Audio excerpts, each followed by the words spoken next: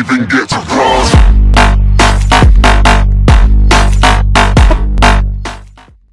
Hey, what's going on, guys? This is Ranger X here with another hoop breakdown. And basically, I just want to. I've heard everybody talking about this trade, and to be honest, I fucking hate the Celtics. I really hate the Celtics.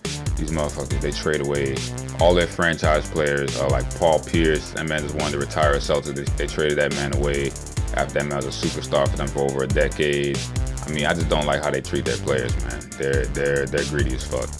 But I tell you what, they really won this trade because, in the sense that they got better. They got better from what they were last year, so they won this trade and they got better long term.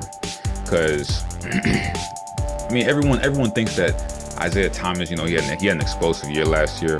But you have to ask yourself, how much longer can he do this? He's 29 years old. So I'm going to go into the reasons why the Celtics actually won this trade in comparison to the Cavaliers. The Cavaliers, they were in a tough spot because Kyrie Irving wants to be gone. He's one of the top scorers in the league. Top scorer in the league wants to be gone. I mean, it's not a good situation for management. So they tried their best to get as much value for him as possible, and they got a lot of value. They got a really good defensive role player in Jay Crowder.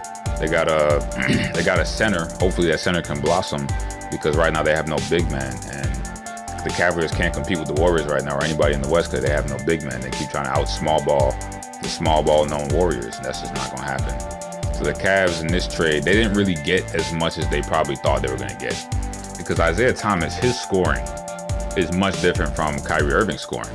Isaiah Thomas is 29 years old, 3 years older than Kyrie. You also have to take into account that he's much shorter. Now, I love the heart over height, man. I'm big on that. But you have to be realistic. His scoring isn't going to last much longer in the league. He's only 5'9". That's what they list him at. I mean, he's probably a little bit shorter than that too. 5'9", and you play in the NBA, man. You have to, if you're going to be 5'9", you have to have extreme athleticism. You got to be able to jump, run faster. You have to be extremely strong at that size as well. There's only so much more that he can do after this age. He's 29 years old. He might be able to give you 3-4 more years versus a Kyrie, which can give you 7 to 8 more years in his prime. Well, in his prime, relatively. I mean, it was just a huge loss for the Cavs, honestly. And I personally think that IT brings more defense than what Kyrie does. But the fact that you just lost years of production like that, I mean, it's a lose-lose. Plus, Isaiah Thomas is in the last year of his contract. So after this is his last year of playing cheap. After this, he's going to hold out. He's going to try and get his big money. I don't care what happens in terms of winning. Let's say he does win this year, or he comes very close to it. He knows he can do it. I mean, he's been getting underpaid his whole career. His first couple years, he got paid under $1 million. I mean, that dude's looking for his money, man. He balled out last couple years. He's looking for a check. You can't blame him. Everybody else is getting the check. So, Kyrie Irving, great move for him. Great move for him going to the Celtics. That's going to be his own team. Let's just be honest. That's going to be his team.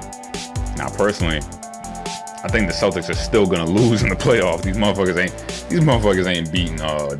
ain't beating Cleveland. Sorry, nobody on the Celtics can handle LeBron James, and that's just going to be a mismatch for days with anybody they try and put on. Unless Jaylen Brown can evolve into a superstar this year, which is not going to happen, the Celtics have no shot. Also, the Celtics, I don't even think with that squad they could beat the Wizards. Motherfucking John Wall, I'm sorry, Kyrie.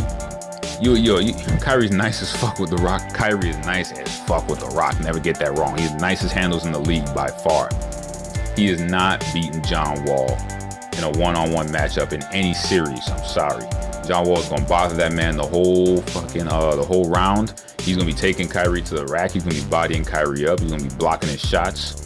John Wall is very athletic. I think that man is second in athleticism as a point guard only to Russell Westbrook in the league. That dude is all around just a fucking beast. He's not beating John Wall. The Celtics, I believe they can beat a lot of teams in the East. They can make some noise in the playoffs, but they're not gonna come out of the East. They're not beating the Celtics.